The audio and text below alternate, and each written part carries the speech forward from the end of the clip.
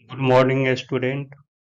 एडुक्लेज YouTube channel पर आज लेकर आया हूँ क्लास 10 मैथ्स का क्वाड्रेटिक इक्वेशन पार्ट 2। अगर आपने क्वाड्रेटिक इक्वेशन पार्ट 1 नहीं देखा है तो इसे भी नहीं देखना, कोई फायदा नहीं होने वाला है। इस सेशन में मैं बताऊंगा कुछ इम्पोर्टेंट एग्जाम्पल जो स्टैंडर्ड क्वाड्रेटिक इक्वेशन के साथ कंपैरिजन करके रूट को निकाला जाएगा। अतः आप इसमें दिए हुए क्वाड्रेटिक इक्वेशन का कंपैरिजन करते हुए नेचर ऑफ द रूट को ध्यान में रखते हुए इसका हल अच्छे तरीके से सीख पाएंगे। तो चलिए देखते हैं important number 1। Using the quadratic formula solve for x p square into x square plus p square minus Q square into x minus Q square equal to 0। यहाँ जो है क्वाड्रेटिक इक्वेशन दिया हुआ है, उसमें जो है सो रूट्स को निकालना है, यानी वैल्यू ऑफ एक्स निकालना है। तो इसके सॉल्यूशन के लिए क्या लिखना है, गिवन इक्वेशन जो दिया हुआ है उस इक्वेशन को लिख देना है। दिया हुआ है यही p square x square plus p square minus Q square into x minus Q square equal to 0। तो इसका जो है कंपेरिजन जो है स्टैंडर्ड इक्वेशन के साथ हम करेंगे। यहाँ पर ए की जगह पर जो है हमारा क्या है, यानी ए हमारा एक्स स्क्वायर का कोफिशिएंट हो गया, यानी यहाँ पर जो है सो पी स्क्वायर आ गया, और यहाँ पर बी के जगह पर है P square minus Q square, और कांस्टेंट टर्म के जगह पर यहाँ पर केवल पी क्यू नहीं लेंगे बल्कि माइनस क्यू स्क्वायर लेंगे। तो डिस्क्रिमिनेंट इक्वल टू हमारा होता है minus B square minus 4ac, यानी इसका सब्स्टिट्यूट कर देंगे सभी का वैल्यू, तो हमारा P square minus Q square to the whole square हो गया minus 4p square minus Q square. तो इसको जो है सो A square minus B square के फॉर्म में ब्रेकअप कर देंगे, तो हमारा हो जाएगा A square plus B square minus 2ab, और ये टर्म जो है मल्टीप्लाई करके लिख देना है, प्लस हो जाएगा। तो ये जो है पी स्क्वायर क्यू स्क्वायर को एक साथ कर देंगे, तो हमारा क्या हो जाएगा, p to the power 4 plus q to the power 4 plus 2p square q square, यानी हम क्या देखते हैं p square plus q square to the whole square के इतना आया, तो ये जो है इतना जो आएगा हमारा क्या होगा, 0 से कम होगा या निगेटिव होगा या 0 के बराबर होगा। तो इसमें जो है सो सब जो है क्या देख रहे हैं, पॉजिटिव नंबर है, तो हमेशा जो भी होगा से 0 के बराबर ही होगा। इसलिए हमारा गिवन इक्वेशन क्या है, रियल रूट्स है। इसलिए हमारा हो जाएगा रूट ओवर डी का वैल्यू हम निकाल देंगे, हमारा P square plus q square. Alpha का वैल्यू जो है हमारा हो जाएगा, पहले ये बता चुके हैं, पार्ट 1 में ही बता चुके हैं, अल्फा बीटा अगर दो रूट रहेगा तो उसका वैल्यू हम क्या लेंगे। तो उसी से जो है सो हम ये इस पर वैल्यू जो है सब्स्टिट्यूट कर दिए और सॉल्व कर दिए, तो अल्फा का वैल्यू जो आया Q square by p square आया, और बीटा का जो वैल्यू जो है हमारा क्या हुआ, दिस इक्वल टू, इसको सॉल्व करेंगे तो ये आया -1। तो इस प्रकार से हमारा ये जो है required root of the quadratic polynomial ये हो गया हमारा, यानी q square by p square और -1, यही हमारा question number 2। Solve for x minus 1 y x minus 2 plus x minus 3 y x minus 4 equal to 3 whole number 1 by 3 where x does not equal to 2 and 4। तो इसके solution के लिए यहाँ पर लिखना है here given the given quadratic equation is this। तो इसको जो है सिंप्लीफाई करेंगे, एलसीएम हमारा आ जाएगा इतना और ऊपर से मल्टीप्लाई करने के बाद ये आ जाएगा, राइट टर्म हमारा 10/3 आया।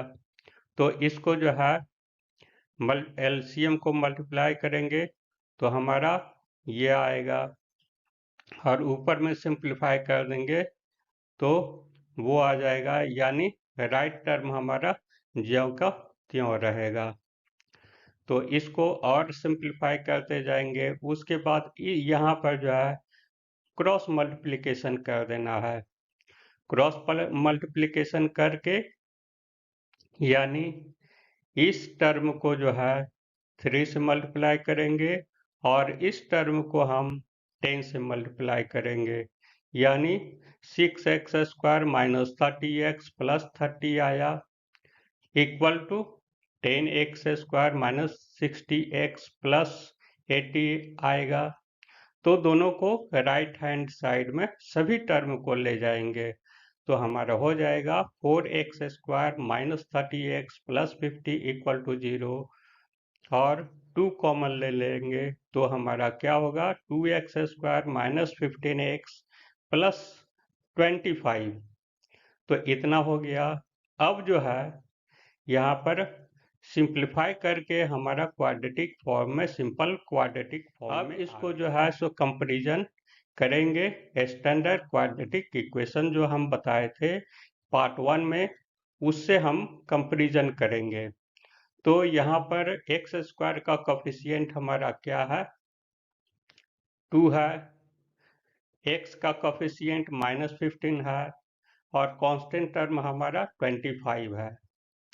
तो डिस्क्रिमिनेंट हम निकाल लेंगे, इतना आया, इतना का वैल्यू सब्स्टिट्यूट करेंगे 25 आएगा, यानी यहाँ पर देखते हैं 0 से ग्रेटर है। तो इसलिए हमको लिखना है यही कि the given equation has the real root. Now root over d equal to 5, यानी डिस्क्रिमिनेंट हमारा हो गया 5, यानी अल्फा का वैल्यू हमारा सब्स्टिट्यूट करेंगे तो इसका वैल्यू जो है 5 आएगा और बीटा का वैल्यू जो है सो 5/2 आएगा। तो इसलिए required value of the x is 5 and 5/2। यही हमारा आंसर हुआ। Question number 3, find the value of k for which the quadratic equation k plus 4 to the x² k plus 1 into x plus 1 equal to 0 has 2 real roots। अब जो है देख रहे हैं क्या लैंग्वेज क्वेश्चन में जो है सो सेम चीज है, केवल इक्वेशन चेंज है, लेकिन लैंग्वेज जो है सो वो बदल बदल के देता है, इसलिए घबराना नहीं है, इसमें x का भी वैल्यू निकालना है। यानी ये क्वाड्रेटिक इक्वेशन दिया हुआ है तो हमारा क्या हो जाएगा, जब रियल रूट 2 रियल रूट है तो k का वैल्यू हमारा क्या होगा। तो यहाँ पर ठीक वही करना है, गिवन एक्सप्रेशन इक्वल टू हमारा दिया हुआ है ये k plus 4x² k plus 1 into x plus 1 equal to 0। तो on comparison with the standard quadratic equation we get a का जो है वैल्यू k प्लस 4 है, b का k प्लस 1 है, c का यानी कांस्टेंट टर्म हमारा 1 है। तो d का वैल्यू जो है सो हम निकाल देंगे, हमारा b² माइनस 4ac आया। तो इस प्रकार से इसको सिंप्लीफाई करेंगे तो हमारा क्या हो जाएगा, लास्ट में रिजल्ट हमारा k² माइनस 2k माइनस 15 आएगा। तो यहाँ पर दिया हुआ है रियल रूट। रियल रूट कब होगा? जब d इक्वल टू 0 होगा। तो यानी ये जो है इतना इक्वल टू 0 होगा, यानी k square minus 2k minus 15 equal to 0 हुआ। इसी को जो है सो सिंप्लीफाई कर देंगे, इतना इक्वल टू 0 होगा। और इसको जो है ब्रेकअप करते हुए लास्ट में हम k का जो है वैल्यू हम निकाल देंगे। तो हमारा क्या हो जाएगा? एक 5 आएगा और एक -3 आया। तो यही जो है सो हमारा 5 और -3 x का वैल्यू हो गया। यानी सेम प्रोसेस जो है हमको हर एक इक्वेशन में जो है question number 4, if the root of the equation b minus C X square plus C minus A X plus A minus B equal to 0 are equal, then prove that 2b equal to a plus C. तो यहाँ पर देखिए language फिर change हो गया। तो ये जो है प्रूफ करने के लिए दे दिया गया है, यानी जो है हमारा प्रोसेस है वही, और उसको रिजल्ट जो है हम क्या देखेंगे कि वो हमारा आ जाएगा उतना। तो यहाँ पर ठीक वही लिखना है, here given equation is this equal to this. तो कंपैरिजन स्टैंडर्ड इक्वेशन से हम करेंगे x square plus b x plus c equal to 0 से करना है। उसमें ए का वैल्यू हमारा इतना आएगा, बी का वैल्यू हमारा इतना आएगा और सी का वैल्यू जो है ये आया। तो अब हम डी का वैल्यू निकाल देंगे। डी का वैल्यू जो है निकाल देंगे तो हमारा बी स्क्वायर माइनस 4ac का वैल्यू सब्स्टिट्यूट करते हुए आगे कैलकुलेशन करेंगे और लास्ट में हमारा जो है ये टर्म जो है एक लंबा टर्म जो है आएगा।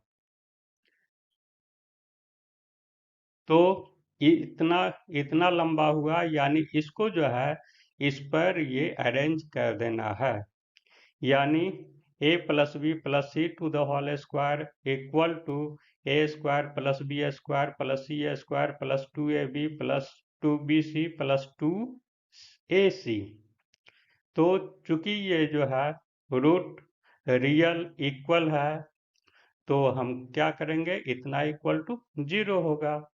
तो जब इतना इक्वल टू 0 होगा तो हमारा क्या है 2b, यानी b को हम इधर ला देंगे राइट हैंड साइड में, तो हमारा क्या हो जाएगा root 2b equal to a plus C. और यही हमको प्रूफ करना था। तो कहानी खत्म। अब चलते हैं नेक्स्ट क्वेश्चन पर। लास्ट क्वेश्चन है question number 5। Find the value of k for which the equation x square plus 5kx plus 16 equal to 0 has no real root। ये इसका रियल रूट नहीं है। तब इस केस में हम क्या करेंगे, here given equation equal to this, ये तो है दिया हुआ, तो कंपैरिजन करना है स्टैंडर्ड इक्वेशन से। तो यहाँ पर coefficient of x square equal to क्या हो गया 1, बी का वैल्यू -5k और सी का वैल्यू 16 हो गया। इसलिए डी का वैल्यू सब्स्टिट्यूट कर देंगे इस पर। सभी का वैल्यू सब्स्टिट्यूट करने के बाद हमारा मिलेगा 25k स्क्वायर माइनस 64। तो since the equation has no real roots, तो नो रियल रूट्स कब होता है, जब d 0 से कम होगा, यानी d का वैल्यू जो है सो हमारा कम होना चाहिए, यानी 25k square minus 64 equal to less than 0। तो k स्क्वायर इक्वल टू हमारा क्या हो जाएगा less than 64/25। This implies k square equal to 8/5 to the whole square. Therefore square square में है तो रूट ले लेंगे तो हमारा कैंसिल हो जाएगा स्क्वायर। तो इसका स्क्वायर रूट करेंगे तो क्या होगा, प्लस माइनस होगा। प्लस माइनस होगा यानी क्या होगा, एक टर्म प्लस का होगा, दूसरा टर्म माइनस का होगा, यानी के का वैल्यू जो है ये माइनस और प्लस के बीच में वैरी करेगा। अर्थात ये -8y5 और +8y5 के बीच में ही रहेगा इसका वैल्यू। तो यही जो है हमको लिख देना है, hence required value of x equal to -8y5 less than k less than 8y5. This is the right answer. Thanks for watching the video. Subscribe and like it. Share the video to your friends to get knowledge in mathematics. Have a nice day.